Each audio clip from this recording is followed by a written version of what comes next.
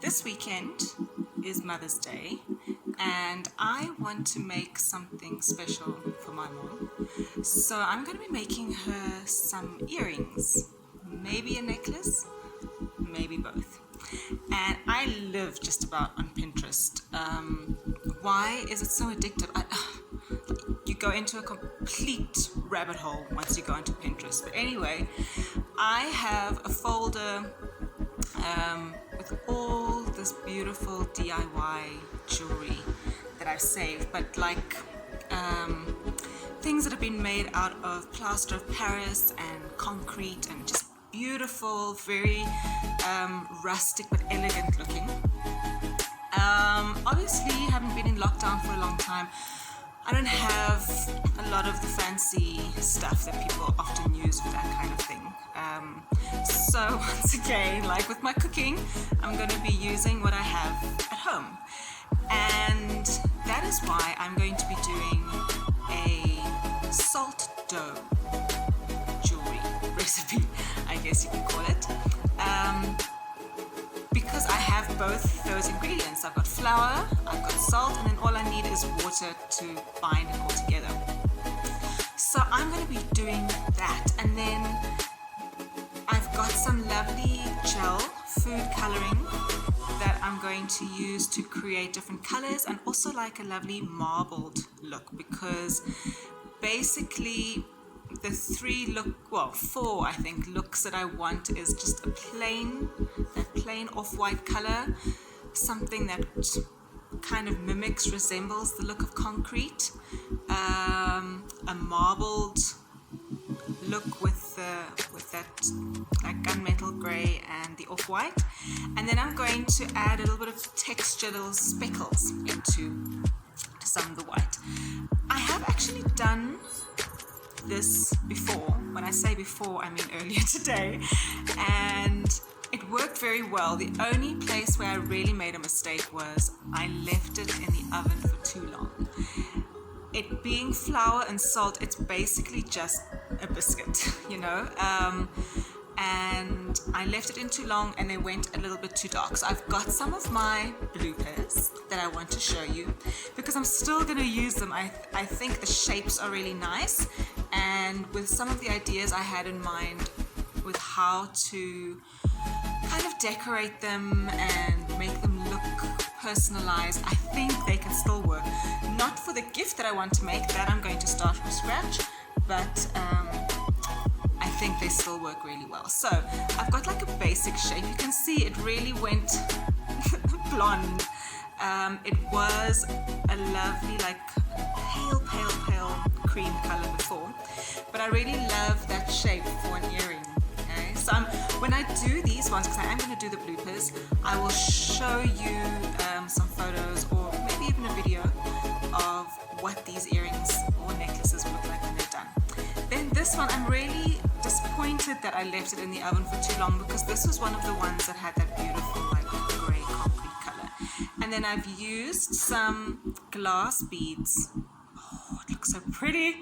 I love a bit of shimmer. So I've used some glass beads in there, very kind of randomly placed, just put them in, squashed them down with the rolling pin, got them back in there, just to give it a little bit of something extra. So just a note, if you are going to be using beads, definitely use the glass beads, because these are going to go into the oven to bake so they can get nice and hard. And if you're using plastic beads or something like that, they are most certainly going to melt. So the glass beads are the ones that you want, and then they also have that beautiful shimmer. This one looks really bad now that it's in the blooper pile, but it also has some of those glass beads, and I'm sure I can revive them and make them into something great. So I have a lot of these rings. I'm also disappointed that this one went the color that it did, because this is one of those marbled tones. You can see the marbling in it, but it's not as effective now. My biscuit is slightly burnt, but I do love these rings. You can see how burnt it got, the different thicknesses of what it would look like. Oh, I think they're so simple, and once they're done, they'll be really elegant. So you might not be a believer right now when you see my little burnt biscuit dough earrings, but I'll make a believer out of you yet. So what I'm going to do next is just show you some of the dough that I already made earlier today, so I can show you the colors that I was talking about, and then I will insert how to go about making it. So here's the dough. This is that consistency when it's done. You can see it's really easy to mold and to shape, and it feels just like normal dough that you would, Play-Doh that you would buy in the shop, but it's just so easy to make, and it's cheap because you usually have these things in your cupboards anyway, flour and salt, you know. You can see when you press it in, it holds its shape. That's what you want in the end. So this is the original color that it's going to be once you've made it, and then to this you can add your food coloring. I don't know if you have like a luster dust, you could maybe put that in there as well, but just remember it is going to go in the oven, so you want to be as for lack of a word, basic with your additions right now. You can always add to the finished product once it comes out of the oven. So this is my marbled clay. See, it has that lovely mottled finish, and I think that looks so beautiful because it can have either like a semi-precious gemstone look, you know, like this kind of a vibe, you know, because it looks like marble. So you can either have it really clean cut and geometric, or you can have it a little bit more rough at the edges and it'll look like stone. And I just love the look of that marble coloring. And then my favorite, well, I can't really say my favorite, but what I was trying to do in terms of the color to create that concrete look is this. See, it looks beautiful. I just added 1 or 2 drops of this gel food coloring into the plain colored dough and just worked it in until it was totally integrated. So it's the same color, the black, that I used for this marbled one, but with the marbled one obviously I stopped working it into the clay quite early to keep that streak and that marbling effect. This one I kept kneading the color into the dough until it was evenly distributed and you get that solid, beautiful gray tone. And then just as a side, because I had it, I did another marbling, but with the blue. It's alright. I mean, it's not my favorite, but it did actually look quite nice once it was done. Bear in mind, with the marbled ones, the more you work with them, the more you're going to incorporate that color. So you're going to lose some of the marbling effect if you really start to roll it out, cut out the pieces, take the excess, roll it back up into a ball and use it again. The more you handle it, the more you're going to get those colors incorporated, and then you're going to lose that marbling effect. Okay, so now I'm going to start again to create some of my beads. So let's see how we do this.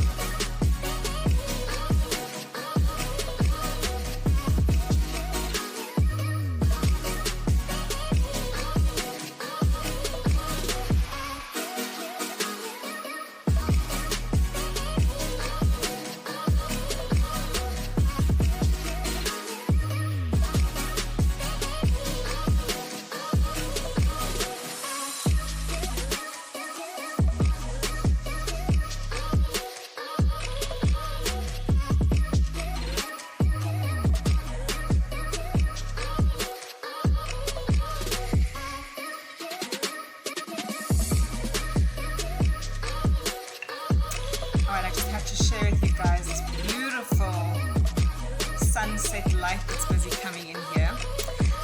All right, ready to start. I just want to show you some of the things that I'm using. Because I want a nice smooth finish on my dough, I'm actually using this book to roll out on. I could use my kitchen counter, but I want to watch movies while I do this, so I'm giving myself a little bit of something to do while I do something else. So this book is nice and smooth, and it's going to give a lovely untextured finish, so that if I do want texture, I can add it myself where I want it. Okay.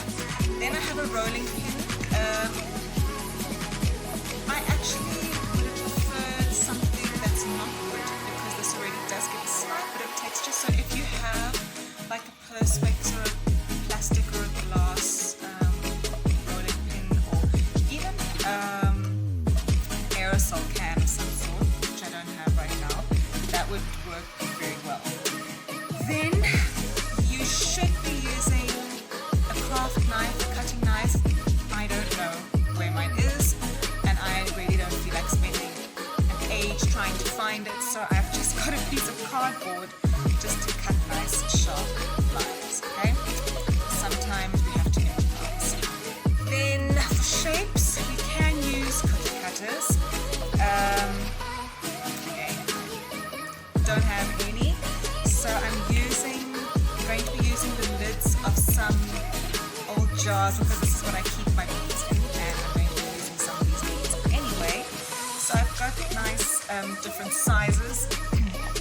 It is mostly circular and geometric shapes that I'll be using anyway, so the circles that you get from the lids, and then using my little cardboard piece as a slicer to get longer pieces or triangles, etc. It's going to be fine. It's a home project, so it's not like I'm looking to have like absolute perfection. And this is also a really great project if you have kids, because the dough is completely non-toxic and it's easy just to play around, and if you make a mistake you just roll it up and you start again, and it's fun to do. Okay, so I'm going to get started and I will show you in between some of the things that I am making. Just one tip before you get started. Start with your lightest and then move to your darkest, so that your hands don't get discoloration on it from the food coloring and you start to tint your clean colors. Okay, so I'm going to start with this one, and then something that I didn't show you earlier, what I'm going to use to add some texture and speckle is actually just some black pepper. So again, we're keeping it non-toxic, and this you'll see is going to add a really pretty natural speckled look, kind of the way that vanilla pots make desserts, that beautiful natural speckle. So my voice is going. So pepper is going to be the second one, then I'm going to use the marble, and then we're going to go on to the darkest shade. Okay, so let's get rolling.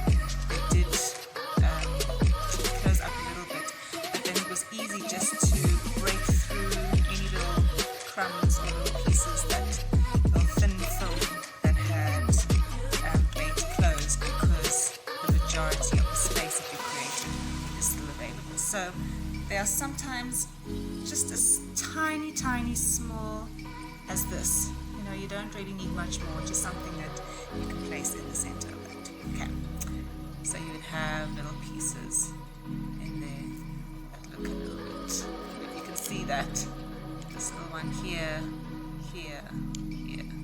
Okay.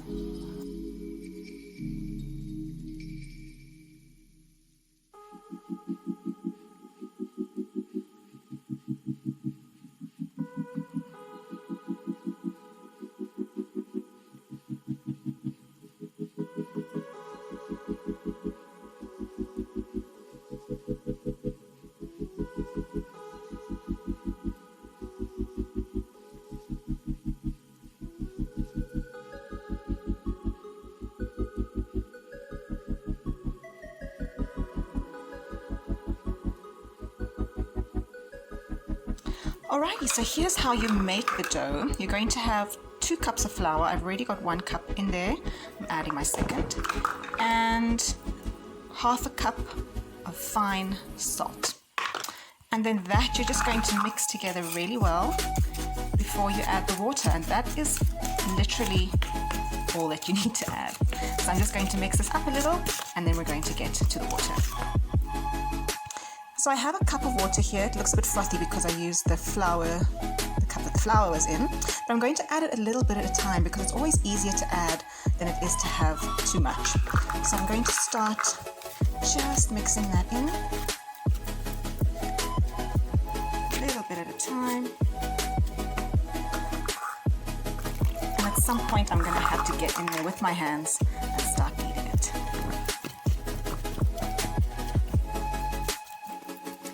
Time is now. So you just really want to make sure that all the dry ingredients are mixed thoroughly until you have one ball of dough. Put more water and continue to mix. Okay, so you can see all my dry ingredients have been nicely incorporated, and now you just need to knead this dough for about 10 minutes-ish, but you'll start to feel it come together nicely and it won't feel mushy or anything. It'll just be that lovely dough consistency. While you're kneading it, if it feels like you still need to add a bit more water, then go ahead. But at this point, all you need to do is to start kneading this dough. So this is how I know that my dough is done to the way that I like, is after I've been kneading it, I can pull it away from the side of the bowl and it doesn't stick at all. And I've got a beautiful, smooth, pliable Play-Doh. Okay, that's good to go.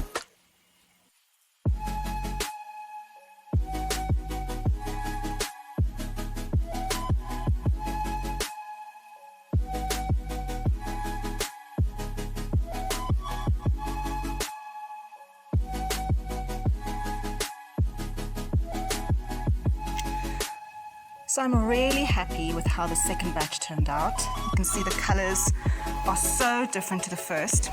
And this is actually what the first batch was supposed to look like, because you can really see the plain white compared to the marbled to this lovely charcoal concretey color. My fingers are still a bit dyed from the food coloring, but that's fine.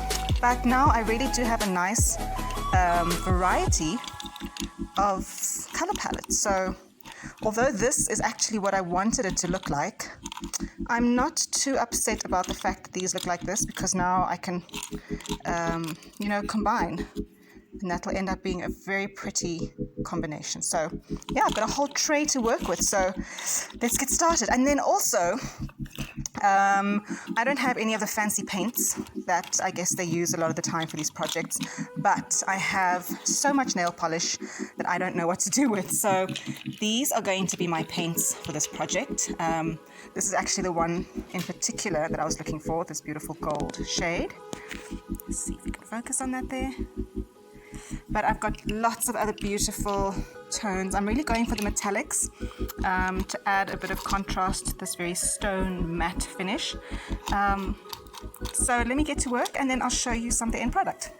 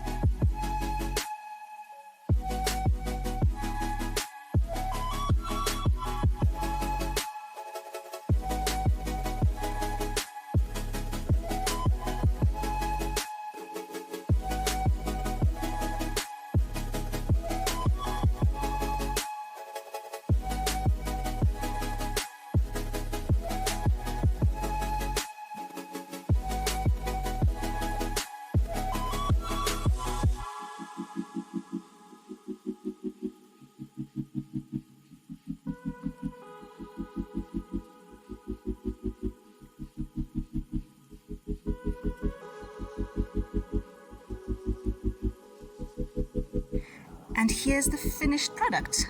So these are the 2 sets of earrings I'm making that I'm going to give to my mom because she's not super frilly and busy. I think these are nice and simple, but elegant and trendy, yet I think they still can be quite timeless because they're very just simple and elegant. And this bit of gold, really, oh, it's beautiful, really just brings it to a different level, you know. So what was just plain before, even this, you know, the marbled one, just the addition of that bit of gold really brings it together beautifully. And I have so many that I've made, I just don't have enough supplies for completing it and making it into a set of earrings or a necklace, etc. But I am going to show you what I did with the other beads, I guess you can call them, and the combinations that I've put them in. So you can see that even out of the bloopers, some really beautiful things ended up being created. So there we go. That's going to be part of her gift. And here are the other ones that I made. So keeping in line with the more simple ones, these are the little beads buttons that I made that will remain as is. I've just added, really, all I did was add nail polish. That was it. Like I said, I didn't have any paints, but I did want that bit of luster, and so I've used metallic nail polishes and then obviously the basic white. My gosh, you guys, if you don't want your hands to be stained by the food coloring when you're mixing the color in, use gloves, because look at this, my hands are still stained from yesterday. All right, so this has this beautiful like rosy gold metallic, and this was the one that had the pepper in. You can see the speckles. Please excuse what my hands look like at the moment. This is what happens when you work with your hands and you don't use gloves. And then the plain white. Another lovely little touch of gold, just a small bit, but it adds a lot. So I'm still going to file down the edges a little bit and take away some of those rough edges. I just love these ones as well. That same rose gold as the first ones. Has a bit of that gold shimmer in it. Again, with the gold, I think the gold against this like concrete grey color looks really beautiful. And then this was just a softer metallic pink. But look at that shine, hey? So the contrast between this lovely matte texture of the original piece with the shimmer of the metallic, I think creates a beautiful contrast, and they're just so lovely. Here are some of the combos that I have put together so far that I thought I might like. So I took the marbled ones and I just added a little bit of gold on the edging to those rings, and then I'll link it with the half circles. And here I've got a combo of the ones that were the bloopers and then the ones that worked out well. So on each of them they just have a little bit of the gold as an addition, so that although they're different colors, there's something that ties them together. And then here, this little set will go together. So this was originally supposed to look like that, but obviously I baked them too long. So I tried to recreate the color palette that these have, and I've just kind of split what should have been with what I ended up with. And that's that combo. And then I made these little rough beads from some of the leftover pieces and just added a bit of gold to it. Oh, guys, I cannot get over how dirty my nails still are from this food coloring. It looks terrible. Alright, so that little combo. And then these again were supposed to be this color, the marbled ones, but they were in the oven too long. So I kept them and then just kind of accentuated that marble streaking with some gold of my own.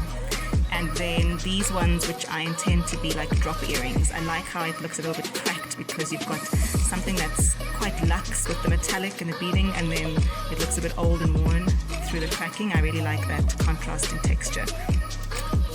So that's some of them. I still have a lot more, to be fair, but we'll show those at a different time. So I hope you guys have enjoyed seeing how to make this and what you can actually create out of very simple materials. And definitely go ahead and make some of your own and share your photos and your videos with me. I'd love to see what you've made. You can either mail me or just tag me on Instagram at What's She Wearing Today. Alright, you guys, have an awesome day and have fun creating. Bye.